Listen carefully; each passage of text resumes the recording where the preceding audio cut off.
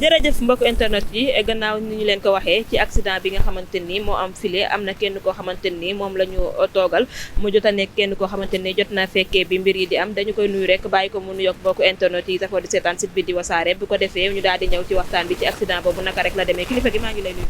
maa ngi lay fay. naka la. Dame Ndiaye. Dame Ndiaye ndax mën nga ñu expliquer li nga xamante ni moom moo fi jot a xew ni ki tey ci suba. waaw accident bi ñaari camion ñoo doon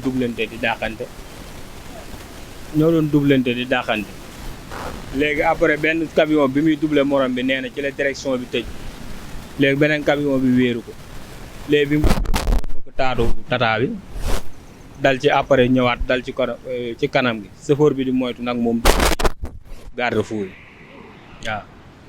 mën naa xam tata bi ban ligne la. tata bi fii ligne 3 la waaw. bi accident bi di am à peu près yan heure la. accident bi ay 4 heures yooyu environ 4 heures daal waaw. ñaari kon li nga xamante ni moo di tata bi moom def ci dara ñaari camions yi ñoo doon doublé. non tata bi moom wax dëgg yàlla tooñul moom camions yi ñoo indi choc bi après tata bi moom xëy na ndogal la munu ci dara xam nga rek ak lu war a am biñ ko wéeroo moom chauffeur mën a dawal sax moom moo tax mu yéeg garde-fou yi nii yàlla dimbali ko client yi presque benn blessé donc la ci am te du blessé bu grave ba.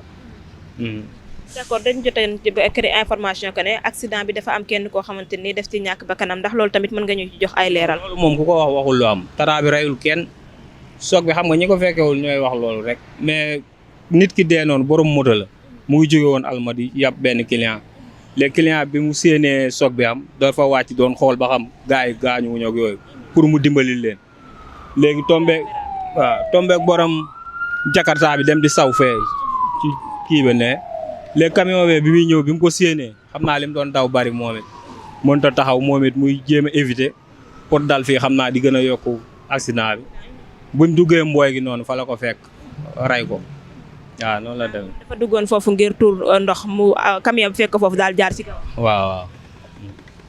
ñi nga xamante ni moo ci am ay gaañu mbaa seen gaañu yi garaawul noonu wala. loolu kenn rek la garaawul noonu waaw.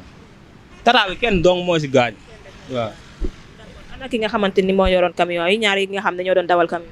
non camion bee moom ki rey nit ki waaj daa daw parce que police bi nee na moom moo ko jàpp ne ko est-ce que doo fanaan fii ba mu leer mu ne ko xaw ma patron am da koo yàqamti quoi police bi sànq loolu la expliqué mooy ki rey waaj waaw. police bi moo ko ne doo fanaan fan. fi mu ko jàppee noonu pour mu fanaan fa ba bët set mu ne ko patron bi da ko yàqamti xëy na tamit lii moo waroon a am rek daa waroon a jël si bakkan waaj mooy loolu quoi. léegi bi mu reyee waaj ba pare la daal di daw. dafa daw. kenn gisu ko. kenn gisu ko gay daa daw de camion baa ngi nee taxaw daa daw mooy loolu.